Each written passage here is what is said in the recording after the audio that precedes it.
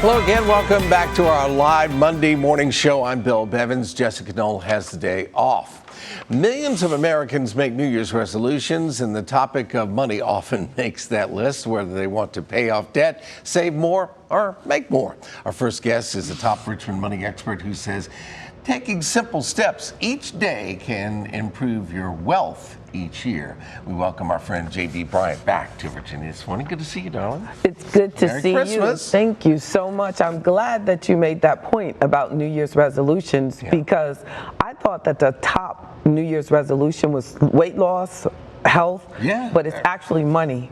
It's actually money goals, being debt-free. Hopefully not money lost. Saving more money, accumulating wealth.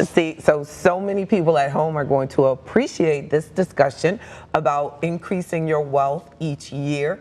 Okay. Also, I want to note that last week you gave me the opportunity to talk about saving as well, and I said that the Secure Act probably would not pass this year. In Congress, And it did. It was signed on Friday. So I was like, I got to make sure I share with Bill and everyone at home that I was wrong. The Secure Act was pushed in between that budget bill. So it was signed off by the president and it was largely approved by both parties. So it became through overwhelmingly that some of those birth dates, especially the 70 and a half birth date that we discussed last week, has been changed to 72. So now with the required minimum distribution, it's 72.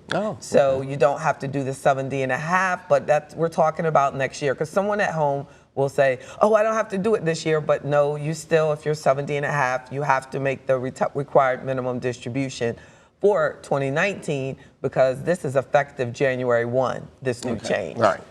So if you're not 70 and a half yet, you can't. Oh, wow, right? You're going to be able to celebrate that. And there's definitely some more changes, and I'm excited about coming in January, and we can talk about the Secure Act even more. All right, so the number one way to calculate your wealth and to get this started, what are we going to do? Because you got it in steps laid out for me here. That's right. Well, you first of all have to know what wealth is when you think about it from a financial or banker's perspective.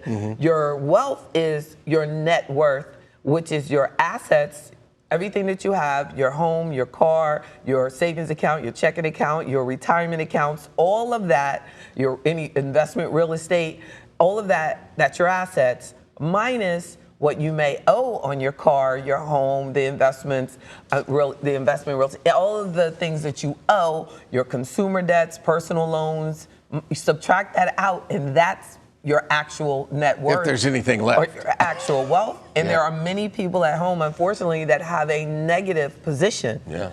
So we need to make sure that we understand that we have to be conscious of each year. You may not be able to control your asset growth, but you definitely can control your liabilities. You can control how your expenses are, how much you spend each day, each month. Number one, you have on your list, is invest a large amount of your income.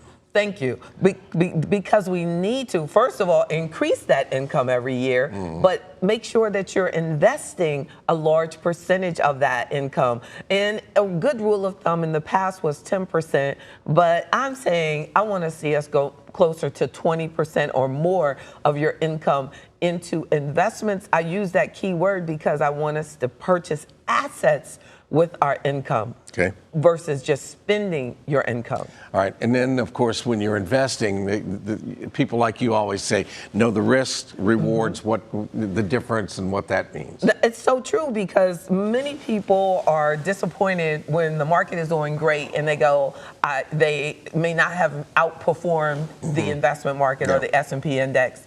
But in reality, when the market does poorly, they go, I just wanted to keep what I had. So you can choose between the very conservative ones that you know are going to bring in, or you can take a risk and get a big return. And there are algorithms now and software packages and ways that your financial advisor can actually analyze and give you kind of a virtual world of can you actually handle the volatility that your investments will expose you to. Because when it comes down to it, I feel that most people want to keep what they have more than people are not as greedy when it comes down to to risk. They want to really keep it. Yeah, they do. And you got to set some goals, and we're almost out of time. And set goals and I would say that the biggest suggestion for controlling your wealth and increasing your wealth each year is increasing your income, saving more of your income, investing more of your income, and watching those debts do not accumulate unnecessary debts and expenses. Thank you so much. Thank you so much. Great advice. And thanks for, a lot of people will let that, I said this last week thing go, but no, you came back and straightened it right back up. JB's always does a great job with this. Mark your calendars because JB Bryan offers free weekly money seminars and webinars. You'll find a link to more information at WTVR.com/VTM. Stay with us. Virginia This Morning will be right back after a very quick break.